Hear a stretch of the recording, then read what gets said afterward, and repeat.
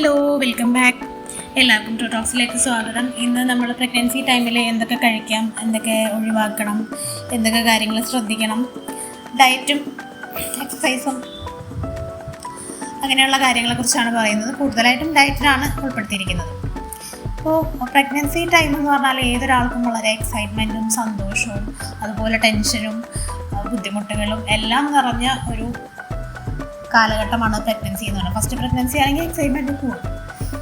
അപ്പം എല്ലാവർക്കും ഒരു സന്തോഷമുള്ള ഒരു ടൈമാണ് അല്ലേ, നമ്മുടെ ഉള്ളിലൊരു കുഞ്ഞ് വളരുക എന്ന് പറയുന്നത്. അപ്പം നമ്മൾ ആ കുഞ്ഞിനെ നമ്മളൊരുപാട് കെയർ ചെയ്യും അല്ലേ. നമ്മളെന്തൊക്കെ കാര്യങ്ങൾ ശ്രദ്ധിച്ചാലാണ് കുഞ്ഞ് ഏറ്റവും മികച്ച രീതിയിൽ നല്ലൊരു കുഞ്ഞ് ഉണ്ടാവുക, ആരോഗ്യപരമായിട്ടും ആരോഗ്യപൂർണ്ണമായിട്ടുള്ളൊരു ഗർഭകാലം അല്ലെങ്കിൽ ഡെലിവറി ആയാലും വളരെ ഈസി ആയിട്ട് നമുക്ക് എങ്ങനെ ചെയ്യാൻ പറ്റും, അതിനുവേണ്ടി എന്തൊക്കെ ചെയ്യാൻ പറ്റും എന്നൊക്കെ നമ്മൾ അന്വേഷിക്കുന്ന ഒരു ടൈമാണ്. അപ്പോൾ ആദ്യമായിട്ട് നമ്മൾ ആരോഗ്യമുള്ളൊരു കുഞ്ഞെന്ന് പറഞ്ഞാൽ നമ്മുടെ ലൈഫ് സ്റ്റൈലാണ് ഫസ്റ്റ് അതിൽ പ്രിഫറൻസ് കൊടുക്കുക. ലൈഫ് സ്റ്റൈൽ എന്ന് പറയുമ്പോൾ നമ്മുടെ ഡയറ്റ് ഉൾപ്പെടും, വ്യായാമങ്ങൾ, നമ്മുടെ ഓരോ ശീലങ്ങൾ എല്ലാം ഉൾപ്പെട്ടതാണ് ജീവിതശൈലി എന്ന് പറയുന്നത്. കാരണം ഈ പ്രഗ്നൻസി എന്ന് പറഞ്ഞാൽ ഏറ്റവും പ്രധാനപ്പെട്ട ഒരു കാര്യമാണ്. അമ്മയുടെ ശാരീരിക വ്യത്യാസങ്ങൾ കുഞ്ഞിനെ അതേപടി ബാധിക്കുന്ന ഒന്നാണ്. അമ്മ എന്ത് ചെയ്താലും, അമ്മ സങ്കടപ്പെട്ടാലും അമ്മ സന്തോഷിച്ചാലും എല്ലാം കുഞ്ഞിനെ ബാധിക്കുന്ന ഒന്നാണ്. അതുപോലെ തന്നെ നമ്മൾ എന്ത് കഴിക്കുന്നു എന്നുള്ളത് വളരെ നല്ല രീതിയിൽ തന്നെ കുഞ്ഞിനെ അഫക്റ്റ് ചെയ്യും. ചീത്ത കഴിച്ചാൽ ചീത്തയായിട്ട് അഫക്റ്റ് ചെയ്യും, നല്ലത് കഴിച്ചാൽ നല്ല രീതിയിൽ ഗുണം ചെയ്യുകയും ചെയ്യും. ഗർഭകാലത്ത് നമ്മൾ പഴങ്ങൾ, പച്ചക്കറികൾ, നട്ട്സ്, പാലുൽപ്പന്നങ്ങൾ അങ്ങനെ എല്ലാ വിധത്തിലുള്ള ഭക്ഷണങ്ങളും ഒരു ബാലൻസ്ഡ് ഡയറ്റ് ആയിരിക്കണം നമ്മൾ ഇൻക്ലൂഡ് ചെയ്യേണ്ടത്. അമിതമായിട്ടുള്ള പഞ്ചസാര അല്ലെങ്കിൽ വറുത്തതും പൊരിച്ചതുമായിട്ടുള്ള സാധനങ്ങൾ, കഫീന്, അങ്ങനെയുള്ള ഡ്രിങ്ക്സ് അതൊക്കെ ഒഴിവാക്കുക. പകരം ഹെൽത്തി ആയിട്ടുള്ള ഫുഡാണ് നമ്മൾ ഇൻക്ലൂഡ് ചെയ്യേണ്ടത്.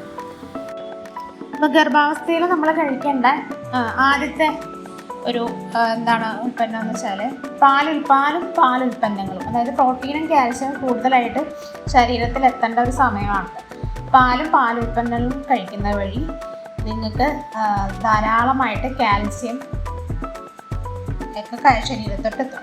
അതുപോലെ ഗർഭിണി ദിവസം 2 ഗ്ലാസ് പാല് കുടിക്കാനായിട്ട് ശ്രദ്ധിക്കുക. അടുത്തത് മുട്ട എന്ന് പറയുന്നത് ഒരു സൂപ്പർ ഫുഡാണ്. അതിൽ മുട്ടയുടെ ധാതു ലവണങ്ങൾ, അമിനോ ആസിഡ്, അങ്ങനെ എല്ലാത്തിൻ്റെയും ഒരു വളരെ വലിയ കലവറയാണ് മുട്ട കഴിക്കുന്നതിലൂടെ നിങ്ങൾക്ക് കാൽസ്യം, പ്രോട്ടീൻ ഒക്കെ കിട്ടും. പിന്നെ ഗർഭസ്ഥ ശിശുവിൻ്റെ ആരോഗ്യത്തിനും പ്രോട്ടീൻ്റെ അളവ് അമ്മയുടെ ശരീരത്തിൽ എത്തേണ്ടത് അത്യാവശ്യമാണ്. മുട്ടയിൽ ധാരാളമായി അടങ്ങിയിരിക്കുന്ന കോളിൻ ഗർഭസ്ഥ ശിശുവിൻ്റെ തലച്ചോറിൻ്റെ വളർച്ചയ്ക്കും നാഡീവ്യൂഹങ്ങളുടെ പ്രവർത്തനശീലത്തിനും അത്യാവശ്യമാണ്. പിന്നീട് വരുന്നതും മധുരക്കിഴങ്ങിൽ എന്തൊക്കെയാണ് അടങ്ങിയിരിക്കുന്നത്? Beta carotene. അത് ഗർഭസ്ഥ ശിശുവിൻ്റെ ആരോഗ്യത്തിന് വളരെ ഗുണകരമാണ്. ഇതിലുള്ള കൊഴുപ്പിൻ്റെ അളവ് താരതമ്യേന കുറവായതിനാൽ ഗർഭിണിയുടെ ഡയറ്റിൽ വളരെ എളുപ്പത്തിൽ ഉൾപ്പെടുത്താം. ഭൂമിക്ക് അടിയിൽ നിന്ന് വളരുന്നതുകൊണ്ട് മധുരക്കിഴങ്ങിന് നിരവധി ധാതുക്കളാലും വിറ്റാമിനുകളാലും സമ്പുഷ്ടമാണ്. ഭ്രൂണ വളർച്ചയ്ക്ക് ആവശ്യമായ വൈറ്റമിൻ എ, ഗർഭിണിക്ക് ആവശ്യമായ മറ്റു ഫൈബറുകൾ, folic acid, vitamin C, vitamin B6, potassium, ഇതിൻ്റെയൊക്കെ കലവറയാണ് മധുരക്കിഴങ്ങുകൾ. ഇനി 4ാമതായിട്ട് പറയുന്നത് ചീര. ചുവന്ന ചീരയാണ് കുറച്ചും കൂടെ നല്ലത്. അതും ധാരാളം വൈറ്റമിൻ അടങ്ങിയിട്ടുണ്ട്. ഇതിൻ്റെ ആരോഗ്യ ഗുണം എന്ന് പറഞ്ഞാൽ വളരെ മികച്ചതാണ്. കാരണം ഇതിലടങ്ങിയിരിക്കുന്ന വൈറ്റമിൻ എ, സി, ഇ തുടങ്ങിയവ ഗർഭിണികളിൽ ഉണ്ടാകുന്ന കൊളസ്ട്രോൾ തടയാൻ സഹായിക്കും. ഫോളിക് ആസിഡ് കൂടുതലായി ചുവന്ന ചീരയിൽ അടങ്ങിയിരിക്കുന്നതിനാൽ ഗർഭിണികളിൽ ഉണ്ടാകുന്ന വളർച്ചയ്ക്കും ക്ഷീണത്തിനും ഒരു പരിഹാരം ആണത്. പിന്നെ കുഞ്ഞിൻ്റെ ജനിതകപരമായ പ്രശ്നങ്ങളിൽ നിന്ന് സംരക്ഷിക്കുകയും ചെയ്യും. പിന്നെ കൂടാതെ ഗർഭിണിയിലുണ്ടാകുന്ന ബി പി കൂടുതൽ, അമിത രക്തസമ്മർദ്ദം, പിന്നെ മാസം തികയാതെയുള്ള പ്രസവം, അങ്ങനെയുള്ള പ്രശ്നങ്ങൾക്കും ചീര കഴിക്കുന്നതുകൊണ്ട് ഒരുവിധം പരിഹാരം നമുക്ക് കിട്ടും. ചുവന്ന ചീരയിൽ അടങ്ങിയിരിക്കുന്ന മാഗ്നീഷ്യം രക്തത്തിലെ പഞ്ചസാരയുടെ അളവ് കുറയ്ക്കാനായിട്ട്, അത് നിയന്ത്രിക്കാനായിട്ട് സഹായിക്കും. ഇനി 5ാമത് സാൽമൺ, മീനാണ്, കോര എന്ന് പറയും. ഗർഭിണിയായ സ്ത്രീകൾ തുടർച്ചയായി മത്സ്യം കഴിക്കുന്നത് കുഞ്ഞിൻ്റെ കാഴ്ചശക്തി വർദ്ധിക്കുന്നതിനും തലച്ചോറിൻ്റെ വളർച്ചയ്ക്കും ഏറെ സഹായിക്കുന്ന ഒന്നാണ്. കോര മത്സ്യത്തിൻ്റെ ഒമേഗ 3 ഫാറ്റി ആസിഡ് ധാരാളം അടങ്ങിയിരിക്കുന്നു. ഇത് എല്ലിൻ്റെയും സന്ധികളെയും കൂടുതൽ ബലപ്പെടുത്തും. പിന്നെ പ്രോട്ടീൻ, വൈറ്റമിൻ B, D തുടങ്ങിയവയുടെ സ്രോതസ്സായാൽ കോര മത്സ്യം ആഹാരത്തിൽ ഉൾപ്പെടുത്തുമ്പോൾ ഗർഭിണികൾക്കും ഗർഭസ്ഥ ശിശുവിനും ആരോഗ്യ ഗുണങ്ങൾ ലഭിക്കും. ഇനി 6-മത്തത് അവോക്കാഡോ. അവോക്കാഡോ ബട്ടർ ഫ്രൂട്ട് എന്ന് പറയും. അവോക്കാഡോ എല്ലാവർക്കും അറിയാവുന്ന ഒന്നാണ്. ആ ഫ്രൂട്ട് എന്ന് പറഞ്ഞാൽ ഗർഭകാലത്ത് അനുഭവിക്കുന്ന പല ആരോഗ്യ പ്രശ്നങ്ങൾക്കും പരിഹാരമാണ്. നാരുകൾ, potassium, magnesium, folate, vitamin C, E, K, B5, B6 തുടങ്ങിയവയുടെ സ്രോതസ്സായതിനാൽ അവോക്കാഡോ ഗർഭകാലത്തെ ഒഴിച്ചുകൂടാവാനാവാത്തൊരു ഫ്രൂട്ടാണ്.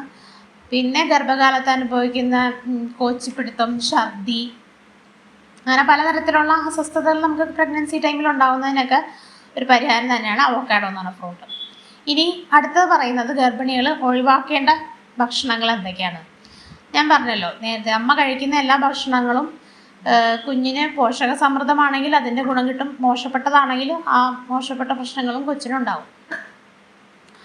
പല ഐറ്റംസും പല സാധനങ്ങളും ഗർഭകാലത്ത് നമുക്ക് കൊതി തോന്നാം, ക്രേവിങ്സ് ഉണ്ടാവും അല്ലേ. പല ടൈപ്പ് സാധനങ്ങളും പലതരം വ്യത്യസ്ത തരം ക്രേവിങ്സ് ഒക്കെയാണ് ഓരോരുത്തരിലും കാണുന്നത്. അപ്പോൾ അവർ നമ്മൾക്ക് കൊതി തോന്നിയെന്ന് വിചാരിച്ച് ഹെൽത്തും കൂടെ നമ്മൾ കണക്കിലെടുക്കണം. അല്ലാതെ ഇഷ്ടപ്പെട്ട എന്തും വാരി വലിച്ച് കൂടുതൽ പ്രഗ്നൻസി അതിൻ്റെ കൊതിയല്ലേ എന്ന് വിചാരിച്ചിട്ട് അങ്ങനെ ശ്രദ്ധിക്കാതെ നിങ്ങൾ കഴിക്കരുത്. എന്തും കഴിക്കുമ്പം നമ്മൾ കുഞ്ഞിന് ഗുണം ചെയ്യുന്നുണ്ടോ എന്നുള്ളൊരു കാര്യം, അതല്ലെങ്കിൽ കുഞ്ഞിന് ദോഷം ചെയ്യുന്നതാണോ എന്ന് നോക്കിയിട്ട് വേണം നിങ്ങൾ കഴിക്കാനായിട്ട്.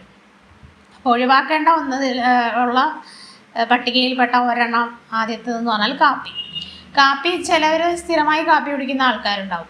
പക്ഷെ ഇതിലടങ്ങിയിരിക്കുന്ന കഫീൻ ഗർഭസ്ഥ ശിശുവിൻ്റെ തൂക്കം കുറയാനായിട്ട് കാരണമാകും. ചിലപ്പം അബോർഷന് വരെ സാധ്യതയുള്ളതാണ്. കഫീൻ അമിതമായ അളവിൽ ശരീരത്തിലെത്തിയാൽ ഗർഭിണികളിൽ ഹൃദയമിടിപ്പ് കൂടുന്നതിനും അസിഡിറ്റി ഉണ്ടാക്കുന്നതിനും സാധ്യതയുണ്ട്. അതുകൊണ്ട് കാപ്പി മാത്രമല്ല, കഫീൻ അടങ്ങിയ എല്ലാ പാനീയങ്ങളും നിങ്ങൾ ഒഴിവാക്കാനായിട്ട് ശ്രദ്ധിക്കുക. 2-മത് പപ്പായയ്ക്ക് വളരെ ആരോഗ്യ ഗുണമുള്ള ഐറ്റമാണ് പപ്പായ എന്ന് പറഞ്ഞാൽ. എന്നാൽ ഗർഭിണികൾ തുടക്കം സമയത്തൊക്കെ ഒഴിവാക്കണം എന്ന് പറയുന്നത് ഗർഭം അലസാൻ സാധ്യതയുള്ളതാണ് എന്ന് പറയുന്നത്. കാരണം ഇതിൽ ചില എൻസൈമുകളുണ്ട്. പപ്പൈൻ എന്ന് പറയുന്ന എൻസൈം, അതായത് പച്ച പപ്പായയിൽ അടങ്ങിയിരുന്ന പപ്പൈൻ എന്ന എൻസൈം ഗർഭപാത്രം കോൺട്രാക്ഷൻ ഉണ്ടാക്കി യൂട്രസ് കോൺട്രാക്ഷൻ ഉണ്ടാക്കാനും ഉള്ള സാധ്യതയുണ്ട്. അപ്പോൾ അതുവഴി അബോർഷൻ ഉണ്ടാകാം എന്നാണ് പറയുന്നത്. അപ്പം പ്രസവ സമയത്ത് നമുക്ക് അനുഭവിക്കുന്ന പോലത്തെ ആ കോൺട്രാക്ഷൻ ഉണ്ടാകുമ്പോൾ ഒരു പെയിൻ ഉണ്ടാവുമല്ലോ, അതുണ്ടാവും. അപ്പം അതുകൊണ്ട് ഗർഭകാലത്ത് നമുക്ക് ഇത് ഒഴിവാക്കുന്നതായിരിക്കും നല്ലത്. ചെറിയ രീതിയിൽ കഴിച്ചാലും കുഴപ്പമില്ലെന്നും പറയാറുണ്ട്. പിന്നെ പൈനാപ്പിൾ പ്രോട്ടീൻ, വിറ്റാമിൻ എല്ലാം സമ്പുഷ്ടമാണ്. എന്നാൽ ഇതിനും ഈ പറഞ്ഞ പോലെ അബോർഷൻ സാധ്യത ഉള്ളതാണ്. എല്ലാവർക്കും ഉണ്ടാവണമെന്നൊന്നുമില്ല. എന്തും ചെറിയ അളവിൽ കഴിക്കുന്നതിന് കുഴപ്പമില്ല, കൂടുതലായി കഴിഞ്ഞാലാണ് പ്രശ്നം. ഇതിൽ അടങ്ങിയിരിക്കുന്നത് ബ്രോമാലൈൻ എന്ന് പറഞ്ഞ എൻസൈമാണ്. ഇതും ഈ പറഞ്ഞ പോലെ ഗർഭാശയം സങ്കോചിപ്പിക്കാൻ കാരണമാകുന്ന ഒരു എൻസൈമാണ്. അപ്പം അതും അബോർഷൻ സാധ്യത ഉണ്ടാക്കുന്ന ഒന്നാണ്. അപ്പം അതും നമുക്ക് ഒഴിവാക്കാം. പിന്നെ മദ്യം എന്ന് പറഞ്ഞാലും ഗർഭിണികൾ പൂർണ്ണമായിട്ട് ഒഴിവാക്കേണ്ട ഒന്നാണ്. മദ്യം ഗർഭസ്ഥ ശിശുവിനെ ദോഷകരമായി ബാധിക്കും. മദ്യപിക്കുന്ന സ്ത്രീകളാണെങ്കിൽ മദ്യത്തിൻ്റെ അംശം പ്ലാസൻ്റ വഴി കുഞ്ഞിൻ്റെ ശരീരത്തിലെത്തുന്നു. മദ്യത്തിൽ അടങ്ങിയിരിക്കുന്ന പലതരം രാസപദാർത്ഥങ്ങൾ ഫീറ്റൽ ആൽക്കഹോൾ സിൻഡ്രോം എന്ന പ്രത്യേകതരം രോഗം കുഞ്ഞിനുണ്ടാക്കും. പിന്നെ ബുദ്ധിമാന്ദ്യം, ഹൃദയത്തിൻ്റെ വാൽവിൻ്റെ തകരാറ്, ലേണിംഗ് ഡിസോർഡർ, അങ്ങനെ പലതരത്തിലുള്ള വൈകല്യങ്ങളും കുഞ്ഞുങ്ങളിൽ ഉണ്ടാകും. കുഞ്ഞിൻ്റെ തലച്ചോറിനെ വളർച്ച ചെയ്ത് ബാധിക്കുമെന്ന് നിങ്ങൾ ആലോചിക്കുക. പിന്നെ 5-മത് മുളപ്പിച്ച പയർവർഗ്ഗങ്ങൾ വളരെ ഗുണമുള്ളതാണ്. പക്ഷേ ഈ സമയത്ത് പ്രഗ്നൻസി ടൈമിൽ നമ്മൾ ഒഴിവാക്കുന്നതാണ് നല്ലത്. കാരണം പയറുവർഗ്ഗങ്ങൾ മുളപ്പിക്കാൻ വെക്കുമ്പോൾ സാൽമണല്ല എന്നൊരു ബാക്ടീരിയ ഉണ്ടാകാറുണ്ട്. അപ്പോൾ അത് നമ്മൾ കഴിക്കുകയാണെങ്കിൽ ബാക്ടീരിയ ഉള്ളിൽ ചെല്ലാനും അണുബാധ ഉണ്ടാകാനും ഇടയാക്കും. അതുകൊണ്ട് അങ്ങനെയുള്ള ഐറ്റംസ് ഒഴിവാക്കുക. അപ്പോൾ ഇത്രയും കാര്യങ്ങളാണ് തുടക്കത്തിൽ ഞാൻ പറഞ്ഞത്. ഇൻക്ലൂഡ് ചെയ്യേണ്ടതും ലാസ്റ്റ് പറഞ്ഞത് ഒഴിവാക്കേണ്ടതുമായിട്ടുള്ള ഭക്ഷണ പദാർത്ഥങ്ങളാണ്. ഇത്രയും കാര്യങ്ങളൊക്കെ ശ്രദ്ധിക്കുക. ഇന്നത്തെ വീഡിയോ ഇത്രയേ ഉള്ളൂ. ഇനി അടുത്ത വീഡിയോയിൽ കാണാം. ബൈ.